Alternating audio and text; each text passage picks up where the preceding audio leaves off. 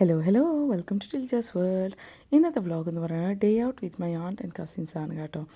Anti actually നാട്ടിൽ നിന്ന് തൃശ്ശൂരിൽ നിന്ന് വന്നതാണ്. ആൻറ്റിയുടെ മോളുടെ അടുത്ത് ജർമ്മനിയിലായിട്ട് അപ്പോൾ സ്വിറ്റ്സർലൻഡ് കാണാനായിട്ട് ഇറങ്ങിയതാണ്. ആൻറ്റി എന്ന് പറയുന്നത് എൻ്റെ അമ്മയുടെ ഏറ്റവും ഇളയ അനിയത്തിയാണ്. ഞാൻ ആക്ച്വലി ഈ ഡേക്ക് വേണ്ടി ഭയങ്കരമായിട്ട് എക്സൈറ്റഡ് ആയിരുന്നു. എന്താണെന്നല്ലേ, സാധാരണ ഞങ്ങൾ നാട്ടിൽ ചെല്ലുമ്പം ആൻറ്റിയുടെ അടുത്ത് പോയി ആൻറ്റി ഞങ്ങൾക്ക് നല്ല ഭക്ഷണമൊക്കെ ഉണ്ടാക്കി തന്ന് നല്ല ഒരു അടിപൊളി ടൈം സ്പെൻഡ് ചെയ്യാറുണ്ട് ആൻറ്റിയുടെ കൂടുതൽ. അപ്പോൾ അങ്ങനെയുള്ള ഒരാൾ നമ്മുടെ വീട്ടിൽ സ്വിസ്സിൽ വരിക എന്ന് പറയുമ്പം ഞാൻ ഭയങ്കര എക്സൈറ്റഡ് ആയിരുന്നു കേട്ടോ. എൻ്റെ കസിൻ്റെ കുഞ്ഞാവയും പിന്നെ ഈ പറഞ്ഞ പോലെ ആൻറ്റിയും വരുന്നതിൽ ഭയങ്കര സന്തോഷമായിരുന്നു. ആൻറ്റിയാണെങ്കിൽ ഭയങ്കര യോയോ ആണ്, കസിൻസും അടിപൊളി വൈബാണ് കേട്ടോ. അപ്പോൾ ഇവർ ആദ്യം തന്നെ ചോക്ലേറ്റ് മ്യൂസിയത്തിലൊക്കെ പോയായിരുന്നു. അത് കഴിഞ്ഞിട്ട് ഇവരെ കൊണ്ട് സൂറിച്ച് കാണിക്കാനായിട്ടാണ് ഞങ്ങൾ പോയത്. അപ്പോൾ സൂറിച്ച് സീയിലാണ്ട് എന്താണ് എന്നുള്ള പറയണ പോലെ തന്നെ അപ്പോൾ അവരെ കൊണ്ട് അതൊക്കെ കൊണ്ടുപോയി കാണിച്ചു. അത് ഞാൻ പറയുമായിരുന്നു, സ്വിസ്സിലെ വാട്ടർ എന്ന് പറയുന്നത് ഡ്രിങ്കബിളാണ്. നമുക്ക് എവിടെ നിന്ന് ഇതുപോലത്തെ ഫൗണ്ടൻസിൽ നിന്നൊക്കെ കുടിക്കാം. അപ്പോൾ പാപ്പിക്ക് അത് കുടിക്കാനൊരു ആഗ്രഹം. അങ്ങനെ നല്ല രസമായിരുന്നു കേട്ടോ. പാപ്പി ഒരു നല്ല ക്യൂട്ട് ബോയാണ്. ഈത്തനും സാറാമും നന്നായിട്ട് അവൻ്റെ കൂടത്തെ ടൈം എന്താ പറയുക എൻജോയ് ചെയ്തു. ഇതാണ് ലിസി ആൻറ്റി, എൻ്റെ അമ്മയുടെ ഏറ്റവും ഇളയ അനിയത്തി. പിന്നെ ഇത് മോൾ. ഇവർക്ക് 3 പെൺപിള്ളേരാണ്, എന്നെപ്പോലെ തന്നെ. അപ്പോൾ രണ്ടാമത്തവളുടെ ഹസ്ബൻഡാണത് സിനിലിനെയും ജെൻസിനെയും കണ്ട സഹോദരങ്ങളെ പോലെ തോന്നുന്നു, എനിക്ക് തോന്നുന്നുണ്ട്. നല്ല മോച്ചായുണ്ട് അവർക്ക്. അപ്പോൾ അതേ നോക്കി ഇന്നത്തെ സ്കൈ ആണെങ്കിൽ വളരെ ക്ലിയർ ആയിരുന്നു, ആൽപ്സൊക്കെ കാണാൻ. പിന്നെ അങ്ങനെ ഞങ്ങൾ നടന്ന് ബാനോഫ് സ്ട്രാസ അങ്ങോട്ട് പോകുന്ന വഴിക്കാണ് ഇവിടെ ഈ പറഞ്ഞ ജൈൻറ്റ് വീല് കണ്ടത്. നെസ്റ്റാൾജി റാഡ് എന്നും പറഞ്ഞുകൊണ്ട് ഇവിടെ ഇട്ടിട്ടുണ്ടായിരുന്നു. അപ്പോൾ അതിൻ്റെ അകത്ത് ഇവരെല്ലാവരും ഒന്ന് കയറി, അവരൊന്ന് കയറണം എന്ന് പറഞ്ഞപ്പോൾ സിറ്റിയുടെ വ്യൂ നന്നായിട്ട് കാണാം ഏറ്റവും മുകളിൽ ചെന്ന് കഴിഞ്ഞാൽ. അപ്പോൾ ഈത്തനും വിനിയോടും കൂടി, അതായത് അവൻ്റെ വിനിയാൻ്റെയോടും കൂടി ഒരു ഇതിൽ കയറി. അതുപോലെ ജെൻസും സാറാമും ലിജിയും പിന്നെ പാപ്പിയോടെയും കൂടി അവർ വേറെ ഒരെണ്ണത്തിനകത്ത് കയറി. അപ്പോൾ നല്ല രസമായിരുന്നു കേട്ടോ. ഞാനും സിനിലും പിന്നെ ലിസിയാൻ്റെയും ഒന്നും കയറിയില്ല, കാരണം ഞങ്ങളിത് നല്ലതായിട്ട് വയറ് നിറയെ ഭക്ഷണം കഴിച്ചിട്ടായിരുന്നു. അപ്പം ഞങ്ങൾക്ക് ഇനി തല കറങ്ങുമോ, കഴിച്ചതെല്ലാം പുറത്ത് വരുമോ എന്നുള്ളൊരു ടെൻഷൻ ഉണ്ടായിരുന്നു. പക്ഷേ ഇവരെല്ലാവരും നന്നായിട്ട് എൻജോയ് ചെയ്തു. ഞങ്ങൾ താഴത്തിരുന്ന് നല്ല കത്തിയൊക്കെ അടിച്ച് ഇവരുടെ ബഹളമൊക്കെ ഉണ്ട്. പിന്നെന്താ, നമ്മളവിടെ നല്ല പൂക്കളൊക്കെ ഉണ്ടായിരുന്നു. അപ്പോൾ അതൊക്കെ കണ്ട് ഞങ്ങൾ എൻജോയ് ചെയ്തു കേട്ടോ.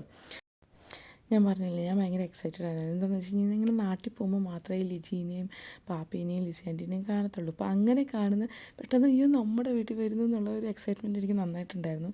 പിന്നെ വിനിയും സിനിലും ഇപ്പോൾ ജർമ്മനിലായതുകൊണ്ട് അവരെ വല്ലപ്പോഴും എന്ന് പറഞ്ഞു കഴിഞ്ഞാൽ എപ്പോഴൊന്നും കാണാറില്ല. ലാസ്റ്റ് വിനിയെ കണ്ടത് ഞാൻ ആശുപത്രി കിടന്നപ്പോഴാണെന്നു. അവൾ 3 ദിവസം മക്കളെയും ജെൻസിനെയും നോക്കാനും അവരെ എന്താ പറയുക എന്നെയും നോക്കാനൊക്കെ ആയിട്ട് വന്നതാണ് കേട്ടോ. എനിക്ക് ഭയങ്കര സന്തോഷമായിരുന്നു, പറഞ്ഞറിയിക്കാൻ പറ്റാത്തൊരു സന്തോഷമായിരുന്നു. അതൊന്നും ഞാൻ ചോദിക്കാണ്ട് തന്നെ ഓടി വന്നതാണ് കേട്ടോ അവൾ. അങ്ങനെ ചെറുപ്പത്തിലാണെങ്കിലും നമ്മളിങ്ങനെ എന്താ പറയുക, നമുക്കങ്ങനെ ആ കിട്ടുന്ന ടൈം ഞങ്ങൾ നന്നായിട്ട് തന്നെ യൂട്ടിലൈസ് ചെയ്യായിരുന്നു. ഇവരുമായിട്ട് എനിക്ക് നല്ല ഓർമ്മകളാണ്. ഇങ്ങനെ എന്താ പറയുക, ഇവരുടെ വീട്ടിൽ ചെല്ലുമ്പോൾ ഓരോരോ കാര്യങ്ങൾ. അപ്പോൾ ആ ഓർമ്മകൾ വെച്ചിട്ട് ഞാൻ ഇങ്ങനെ കാണുമ്പോൾ ഇപ്പോൾ ലിജിയുടെ മോനെയും എൻ്റെ മക്കളൊക്കെ കളിക്കുന്നത് കാണുമ്പോൾ ഭയങ്കര ഒരു സന്തോഷം തോന്നി കേട്ടോ. ചെറിയ പൊട്ടലും ചീറ്റലൊക്കെ ഉണ്ടായിരുന്നു. എനിക്ക് തോന്നുന്നു സാറയും പാപ്പയും ആയിരുന്നു തോന്നുന്നു. ഞങ്ങൾ അവിടെ നിന്ന് ഇറങ്ങി പിന്നെ ഇവർക്ക് പിള്ളേർക്ക് ഐസ്ക്രീമൊക്കെ മേടിച്ച് കൊടുത്തു. നല്ല വെതറായിരുന്നു കേട്ടോ, അടിപൊളി വെതറായിരുന്നു.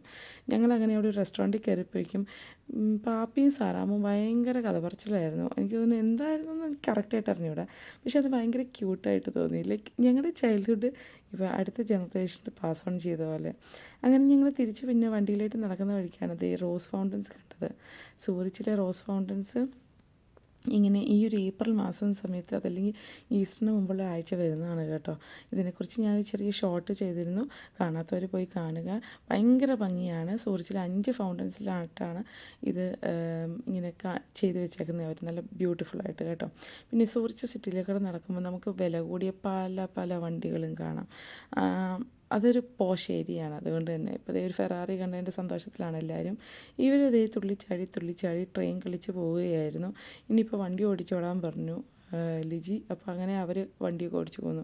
ബ്യൂട്ടിഫുൾ ഡേ ആയിരുന്നു. ഇപ്പോൾ ദേ time to say goodbye. അപ്പം അതിൻ്റെ ഒരു ചെറിയ വിഷമമൊക്കെ എല്ലാവർക്കും ഉണ്ട്. സത്യം പറഞ്ഞാൽ എനിക്ക് നല്ല വിഷമമുണ്ടായിരുന്നു.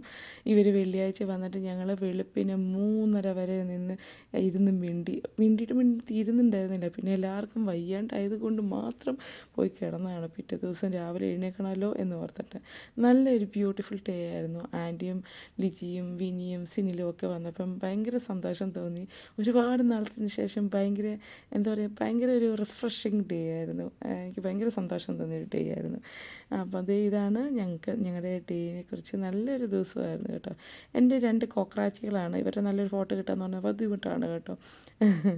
അപ്പം എല്ലാം പറഞ്ഞ പോലെ നല്ലൊരു ദിവസമായിരുന്നു.